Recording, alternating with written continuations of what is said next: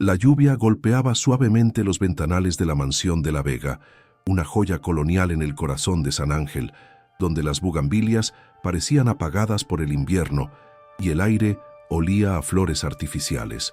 Dentro, el silencio tenía un peso casi físico. El sonido del reloj suizo en la pared era el único que desafiaba la quietud. Los empleados caminaban con pasos medidos, evitando hacer ruido, como si respiraran permiso para existir. En el gran salón, Alejandro de la Vega permanecía de pie, observando su propio reflejo en el vidrio oscuro. Su traje gris de corte italiano estaba perfectamente ajustado, pero su mirada vacía traicionaba algo roto en el fondo. Tenía todo lo que el dinero podía comprar: arte, propiedades, poder, pero no tenía a nadie que pronunciara su nombre con ternura. Esa noche, el insomnio lo había devorado desde temprano.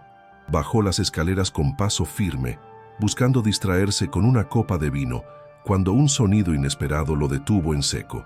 Una voz femenina, dulce, cantando una canción que le erizó la piel.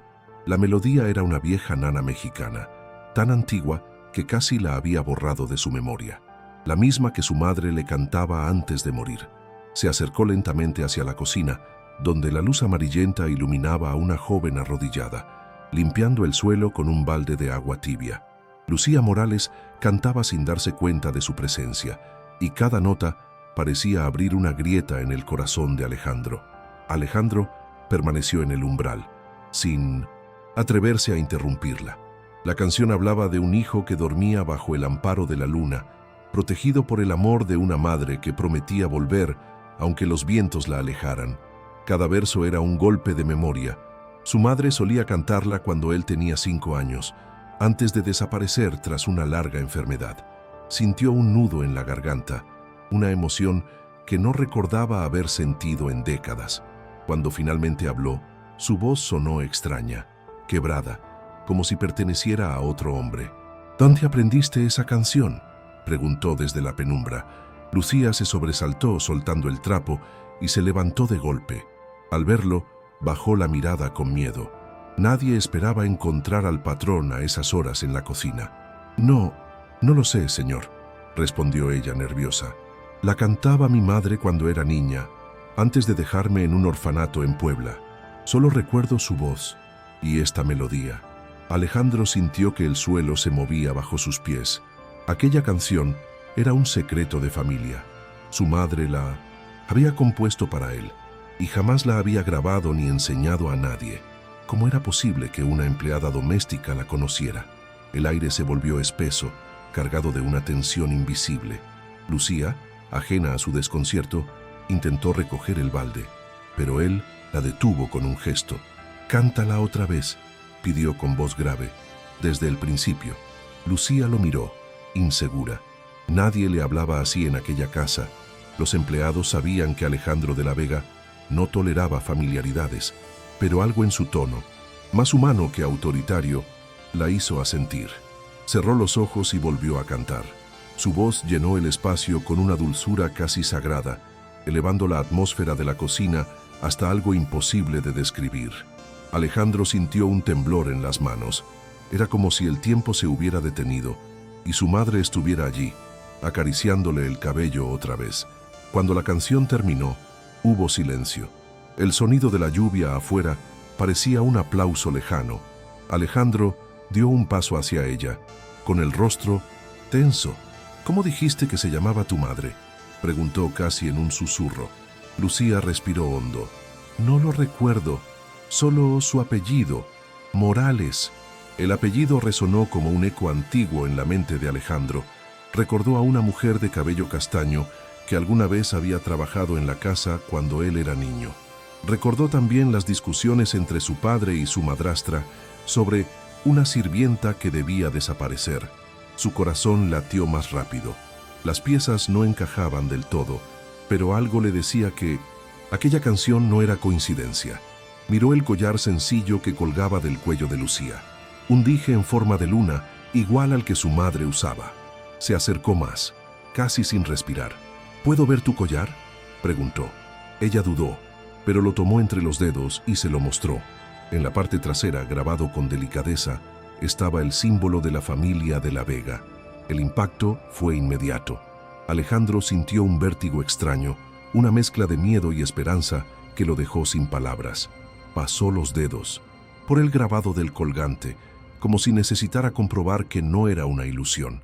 El símbolo, un pequeño sol rodeado por espigas, solo existía en las joyas familiares, hechas por un orfebre de Guadalajara hacía más de 30 años. Nadie fuera del linaje de la Vega podría tener una pieza así. Lucía lo observaba con confusión, sin entender por qué el rostro del patrón se descomponía delante de ella. «¿Dónde conseguiste esto?», insistió él, casi con urgencia. «Siempre lo tuve», respondió ella, temblando. «Es lo único que me quedó de mi madre. Dijo que perteneció a alguien que la amó una vez, pero que ese amor estaba prohibido». Alejandro retrocedió un paso, como si aquellas palabras hubieran abierto una herida antigua.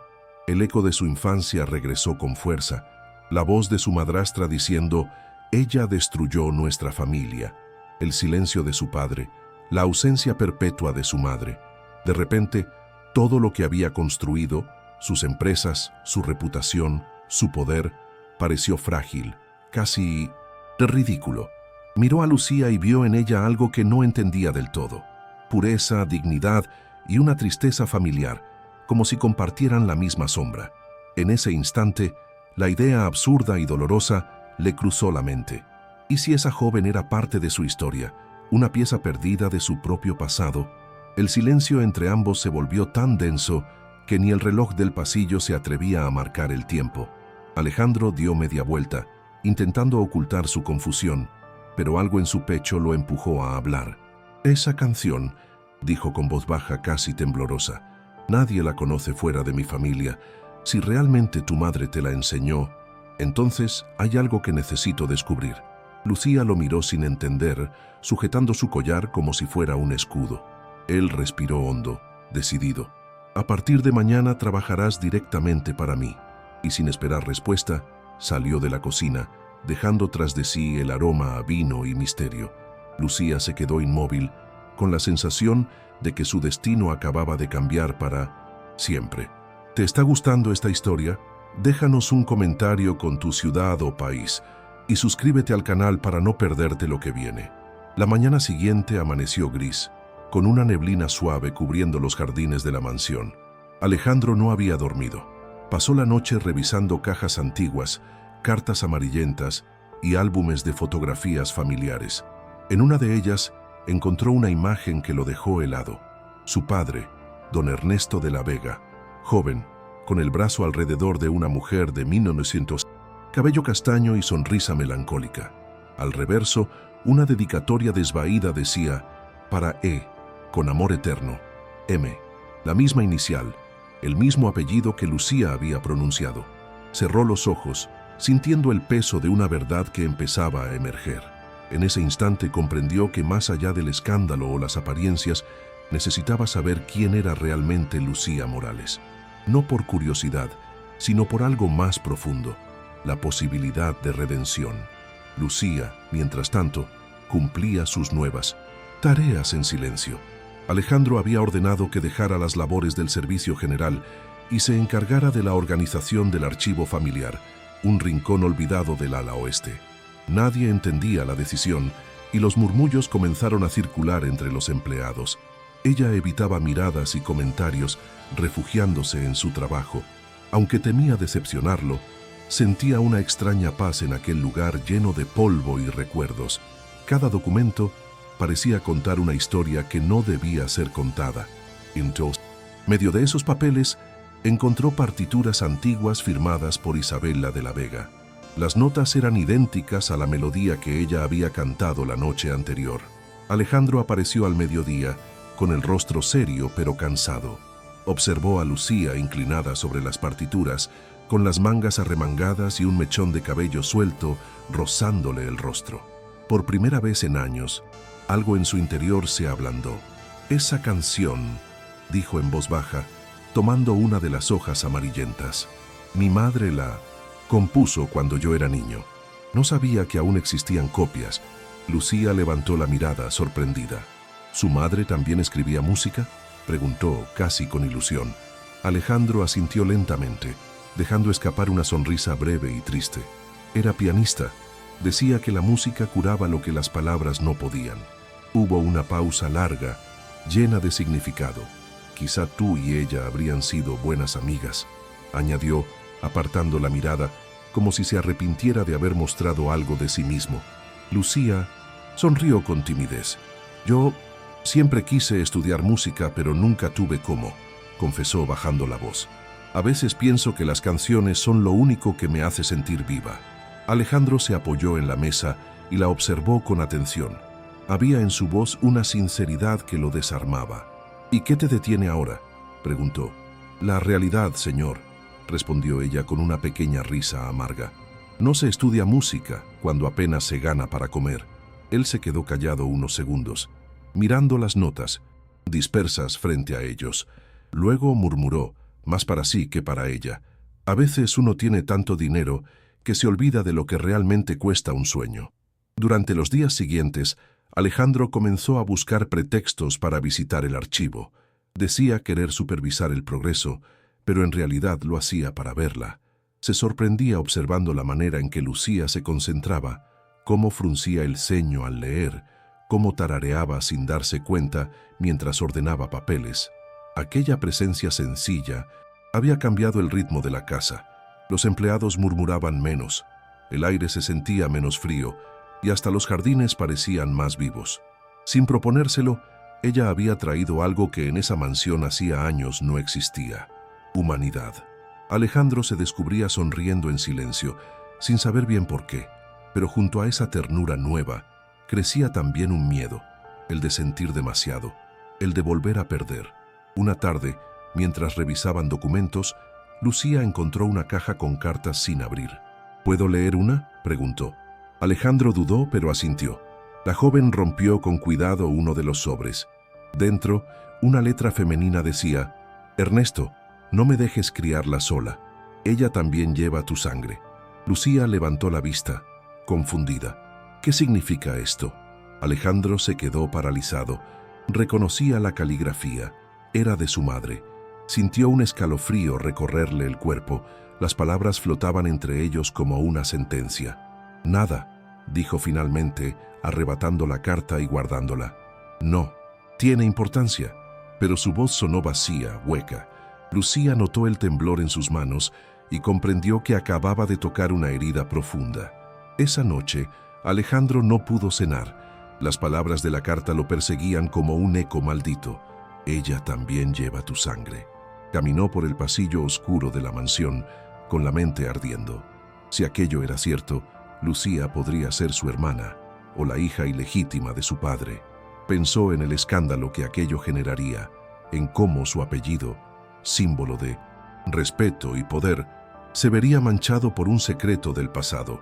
Pero más allá del miedo al escándalo, lo que lo atormentaba era la idea de que su familia hubiera destruido una vida inocente. Se sirvió un vaso de whisky y lo bebió de un trago, observando su reflejo en la ventana. Por primera vez se sintió pequeño dentro de su propia casa, un niño perdido entre fantasmas. Al día siguiente, intentó mantener la distancia, pero no pudo. Lucía notó su frialdad, aunque no preguntó nada. Continuó, trabajando con la misma dedicación de siempre, y esa dignidad silenciosa lo desarmaba aún más. En el comedor, durante el almuerzo, la madrastra de Alejandro, doña Renata, irrumpió con su habitual elegancia venenosa. «He oído rumores, Alejandro», dijo con una sonrisa helada. «Dicen que tienes especial interés en una de las empleadas». Él la ignoró, pero ella insistió. «Ten cuidado, la gente habla, y tú sabes cuánto puede costar una mancha en el apellido de la Vega». Lucía, que servía el vino, se tensó. Alejandro la miró y sin pensarlo respondió con firmeza: «Déjame a mí decidir qué mancha quiero llevar». Doña Renata entrecerró los ojos, molesta por la insolencia. «Hablas como tu padre cuando perdió el juicio por una mujer como esa», dijo, dejando la copa sobre la mesa con un golpe seco. El comentario heló el ambiente. Lucía bajó la cabeza, conteniendo las lágrimas, mientras Alejandro se levantó lentamente, controlando la furia que hervía en su interior.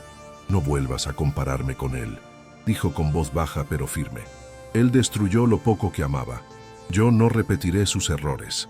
Renata sonrió con crueldad. Entonces ya los estás repitiendo, querido.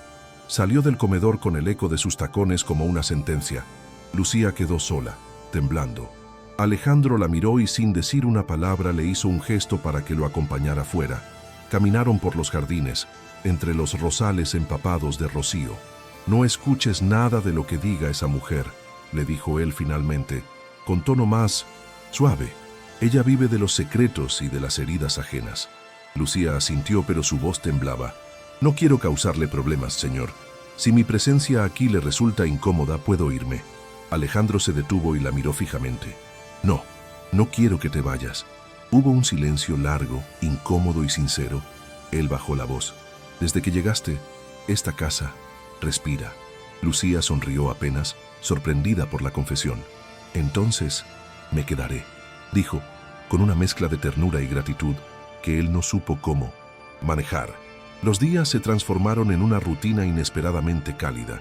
Alejandro comenzó a interesarse por la música de Lucía. La escuchaba ensayar en el pequeño salón junto al piano antiguo de su madre. Ella tocaba con torpeza, pero con una pasión que él había olvidado que existía. A veces se quedaba en la puerta, observándola sin ser visto, fascinado por cómo lograba llenar el aire de vida con solo unas notas. Una noche, se animó a sentarse junto a ella. Mi madre me enseñó a tocar esta pieza, le dijo apoyando las manos sobre el teclado. Hace más de 20 años que no la toco. Lucía lo miró emocionada y comenzaron a tocar juntos. El sonido fue imperfecto, pero puro. Por primera vez, Alejandro sintió algo parecido a paz. Sin embargo, la calma no duró mucho. Los rumores crecían dentro y fuera de la mansión. Algunos empleados susurraban que Alejandro se había enamorado de la criada. Otros decían que ella lo manipulaba para escalar socialmente. En los círculos empresariales, las habladurías se multiplicaban. El poderoso de la Vega seducido por una sirvienta. Alejandro fingía no oír, pero cada comentario lo hería más de lo que admitía. Una tarde, su socio principal le advirtió que su reputación estaba en peligro. «Tienes que mantener las apariencias», dijo con tono pragmático. «No puedes permitir que una muchacha destruya lo que construiste». Alejandro lo miró con frialdad. «No me destruye ella», respondió. «Me destruye lo que callé toda mi vida». Esa noche, Alejandro fue hasta el pequeño cuarto donde Lucía dormía. Llevaba en la mano una caja de madera. Tocó la puerta con suavidad. «Pasa, señor», dijo ella, sorprendida al verlo. Él dejó la caja sobre la mesa. «Quiero que la abras», le pidió. Dentro había un cuaderno de cuero gastado lleno de partituras. «Era de mi madre», explicó.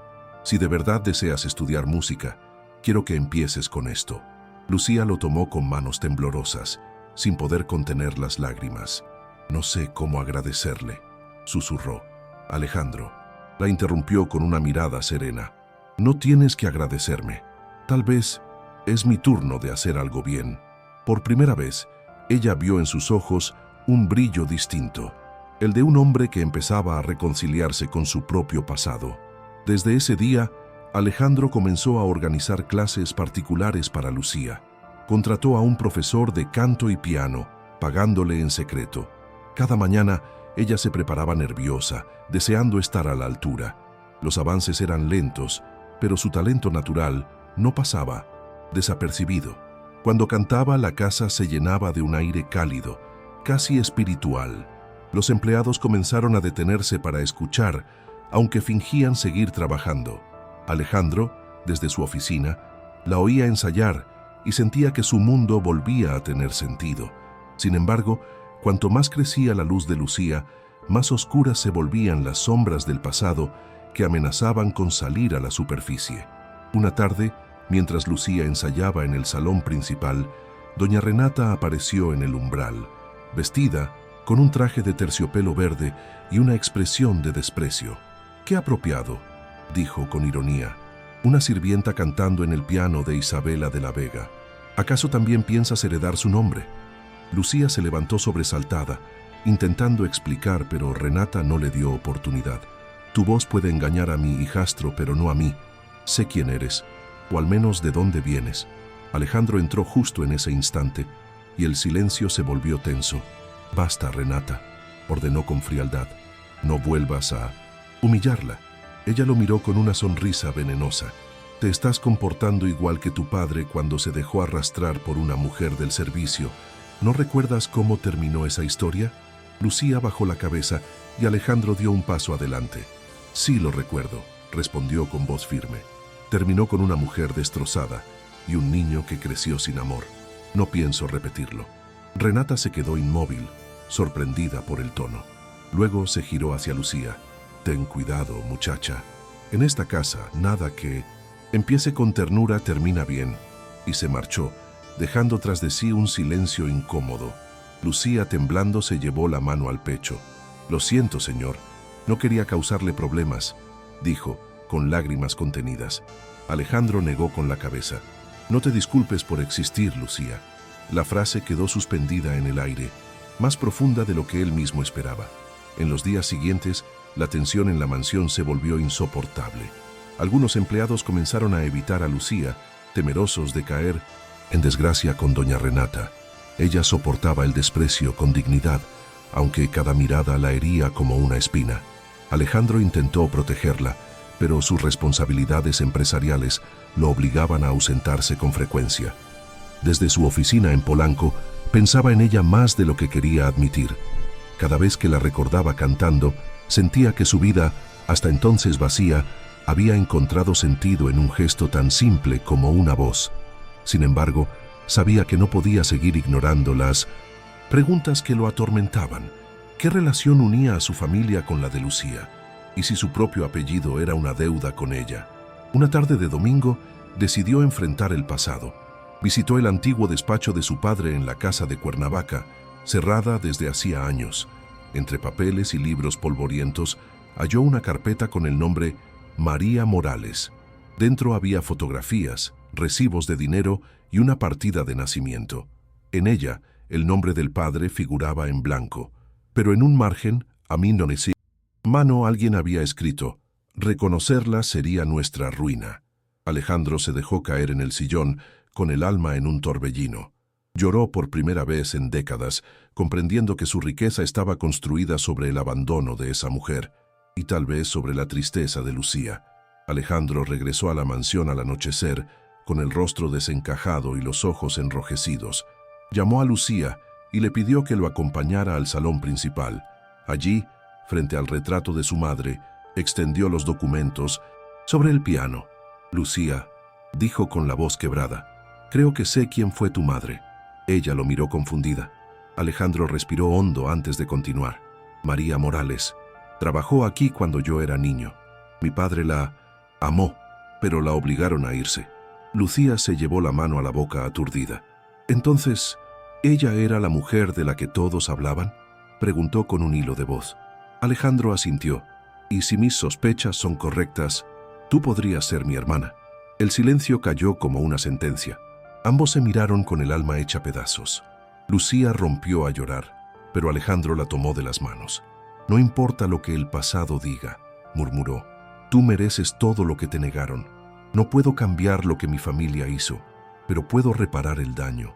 Ella asintió entre lágrimas, y él agregó con voz firme: «A partir de mañana tu vida cambiará. Te ayudaré a estudiar, a cantar, a ser libre». Lucía lo abrazó, sin miedo ni vergüenza. Por primera vez, Alejandro sintió que el perdón era posible. En ese abrazo, la culpa comenzó a transformarse en algo nuevo, amor en su forma más pura. Pasaron algunas semanas y los cambios en la mansión eran evidentes.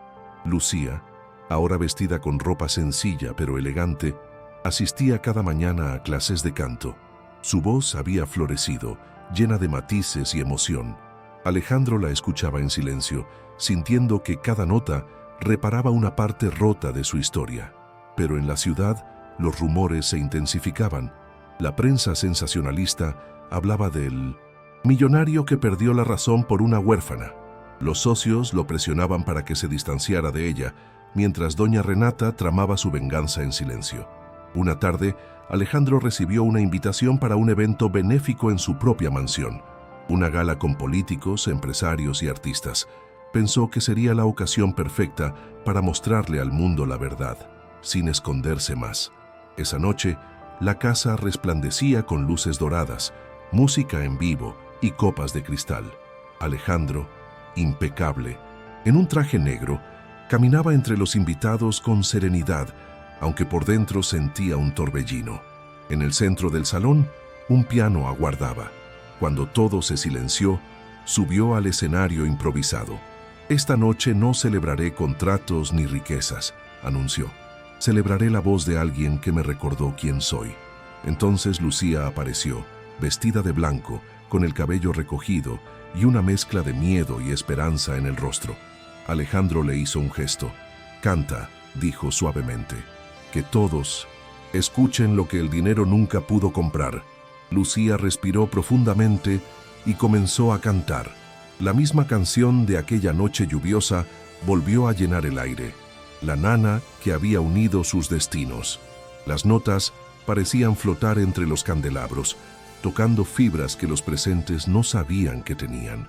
Algunos invitados se miraban confundidos, otros conmovidos. Alejandro no apartaba la vista de ella. Cada palabra lo atravesaba como una confesión. Pero justo cuando la melodía alcanzaba su punto más alto, una voz cortante interrumpió el momento. «¡Basta!», gritó doña Renata desde el fondo del salón, avanzando con el rostro desencajado. «Esa canción no debe cantarse aquí. Esa melodía pertenece a la mujer que destruyó a esta familia». El silencio se volvió insoportable. Todos los ojos se clavaron en Lucía, que temblaba frente al piano. Alejandro se levantó, intentando calmarla. «Renata, no ahora», dijo con firmeza, pero ella no se detuvo. «Tu padre la amó más que a nadie, y por esa mujer nos avergonzó a todos», vociferó. «Y tú, Alejandro, sigues su camino repitiendo su vergüenza. Esa joven es hija de la mujer que lo traicionó». Un murmullo recorrió el salón. Lucía retrocedió un paso, con lágrimas en los ojos. Alejandro la miró, devastado, sabiendo que la verdad que tanto había intentado manejar con cuidado acababa de ser lanzada al público como un veneno. Todo su mundo, nuevamente, se tambaleaba. Lucía bajó la mirada, avergonzada sin razón. El murmullo de los invitados la envolvía como un huracán. Alejandro subió al escenario y la tomó de la mano. «No digas nada», susurró. «Déjame a mí». Entonces se volvió hacia los presentes, con el rostro tenso, pero los ojos firmes. «Mi padre cometió errores que marcaron a muchos», dijo con voz fuerte. «Entre ellos el mayor fue negar el amor. Esa mujer de la que habla mi madrastra no destruyó esta familia. Fue víctima de su orgullo y de nuestro silencio». El público guardó silencio absoluto. Alejandro continuó. «Lucía Morales, no es una vergüenza. Es una prueba viviente de que la verdad no puede enterrarse bajo el oro. Y si en ella hay parte de mi sangre, entonces me honra reconocerlo». Doña Renata palideció. «¿Qué estás diciendo?», susurró, incapaz de creer lo que oía. Alejandro dio un paso adelante. «Estoy diciendo que el apellido de la Vega ya no se sostendrá sobre mentiras, que hoy termina la hipocresía». Se giró hacia Lucía y le habló con ternura, sin importarle la multitud. «Perdóname por todo lo que callé, por lo que mi familia te arrebató. No hay fortuna suficiente para pagar ese dolor». Lucía, con los ojos brillando de lágrimas, le respondió apenas con un hilo de voz. «No quiero tu fortuna, Alejandro, solo quiero cantar sin miedo».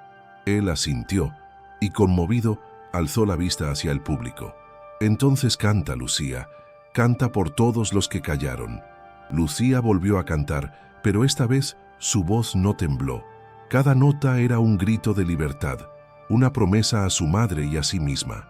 La melodía se alzó sobre los prejuicios, sobre el dolor, sobre la historia que los había separado. Los invitados, que al principio observaban con incomodidad, comenzaron a emocionarse. Algunos lloraban en silencio, otros bajaban la cabeza, avergonzados de su propio juicio. Alejandro la miraba con orgullo, sabiendo que en esa canción estaba la redención que toda su familia necesitaba. Cuando la última nota se extinguió, un aplauso ensordecedor llenó el salón. Por primera vez en años, la mansión de la Vega vibró con algo real, verdad. Alejandro tomó el micrófono y con voz serena pero firme habló ante todos. Esta casa fue construida con riqueza y poder, dijo, pero también con egoísmo y dolor. A partir de hoy, eso cambia. Los presentes lo observaban con asombro.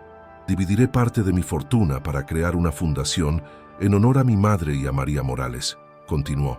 Un espacio para jóvenes músicos sin recursos, para que nadie más tenga que enterrar su talento por culpa de la desigualdad. Lucía lo miró, con los ojos inundados de lágrimas. Esto no es caridad, añadió él, es justicia. Doña Renata, aún incrédula, intentó hablar, pero Alejandro la detuvo con un gesto. Ya no más, Renata, dijo con calma. La era del miedo terminó. Ella lo observó, derrotada, y salió del salón entre murmullos.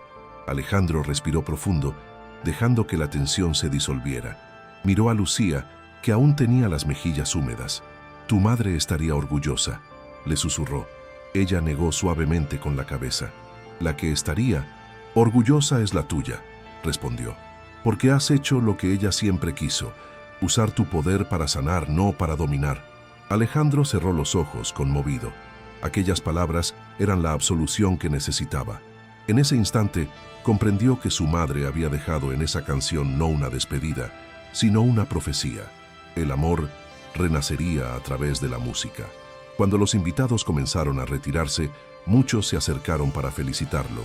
Nadie hablaba de escándalo, sino de valentía. La noticia se expandió rápidamente por la ciudad. El empresario más reservado del país había confesado públicamente el secreto familiar y anunciado una donación millonaria para ayudar a jóvenes artistas. Pero lo que más impactó a todos no fue el dinero, sino la mirada entre Alejandro y Lucía, una conexión profunda, libre de culpa, donde el pasado se transformaba en compasión. Esa noche, los dos se quedaron en el salón vacío, sin palabras, sabiendo que algo dentro de ellos había cambiado para siempre. Mandy. Reloj marcaba la medianoche, cuando el silencio volvió a llenar la mansión. Alejandro se acercó al piano, donde aún reposaban las partituras antiguas de su madre. Se sentó y tocó suavemente los primeros acordes de la canción, mientras Lucía lo observaba desde la puerta. ¿Sabes?, dijo él sin dejar de tocar. Toda mi vida creí que la riqueza me protegía del dolor, pero en realidad me aisló de lo que más necesitaba: sentir. Lucía se acercó lentamente y apoyó una mano sobre su hombro. «Y ahora, sientes», respondió con dulzura. Alejandro asintió con los ojos brillando. «Sí, y duele, pero es un dolor hermoso, porque significa que estoy vivo». Ella sonrió, y durante unos segundos el pasado pareció desaparecer. Solo quedaban ellos, y la música como un puente entre dos almas heridas. La última nota se desvaneció como un suspiro, marcando el fin de una historia y el comienzo de otra. Alejandro se puso de pie y la miró con ternura. «Gracias, Lucía», dijo. «No solo me devolviste la música, también me devolviste a mí mismo». Ella bajó la mirada, emocionada. «Yo no hice nada, Alejandro, solo canté». Él negó con una sonrisa leve. «Cantaste lo que nadie se atrevió a decir». Ambos se abrazaron en silencio, bajo la luz tenue del salón. Afuera, la lluvia comenzaba a caer otra vez como aquella primera noche, pero esta vez no sonaba a tristeza, sonaba a renacimiento. ¿Te está gustando esta historia? Deja un like y suscríbete al canal. Ahora continuamos con el vídeo.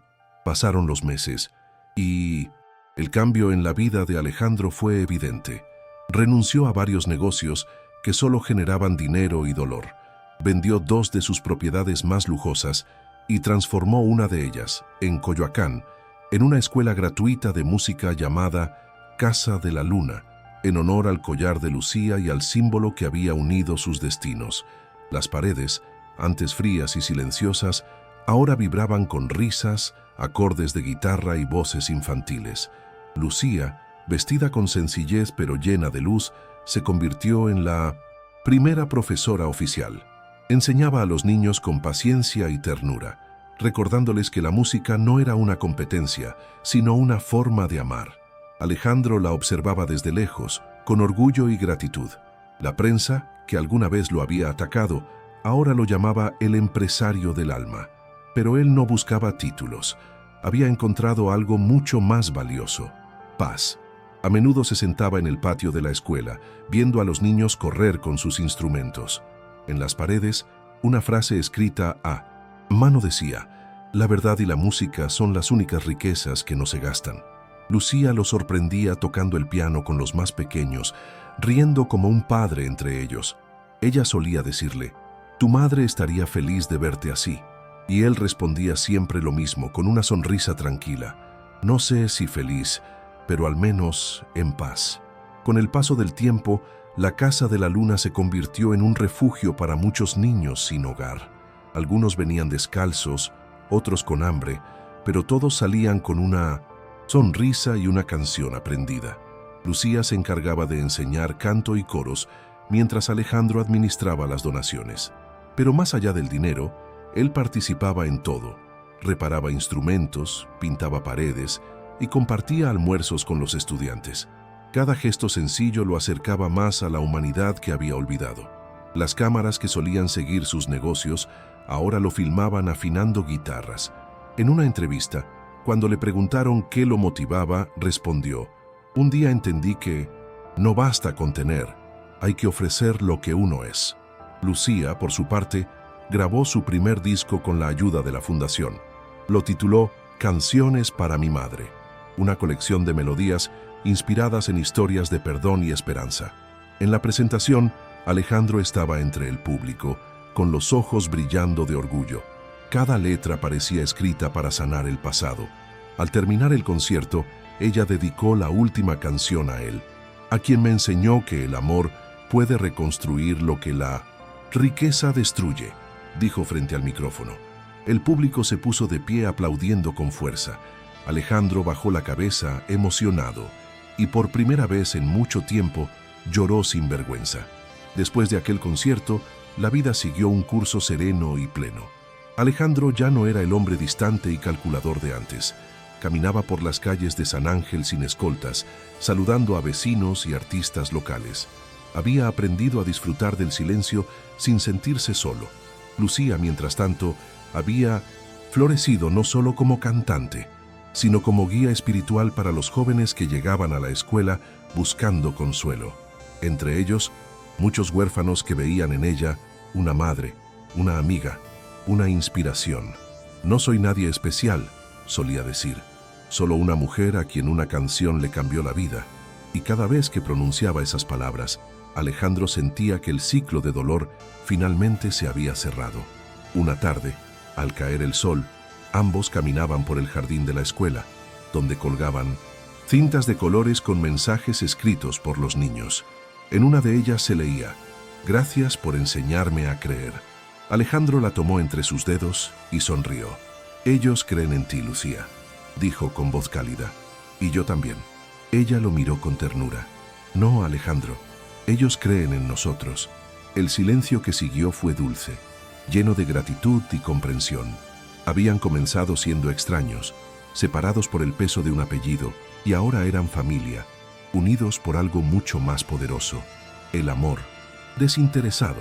Con el tiempo, la Casa de la Luna se transformó en un símbolo de esperanza para toda la ciudad. Gobiernos y fundaciones internacionales ofrecieron apoyo, pero Alejandro siempre repetía lo mismo: «Esta escuela no se compra, se sostiene con amor». Cada rincón del edificio contaba una historia. Los murales pintados por los niños, las guitarras colgadas en las paredes, las flores frescas en las ventanas.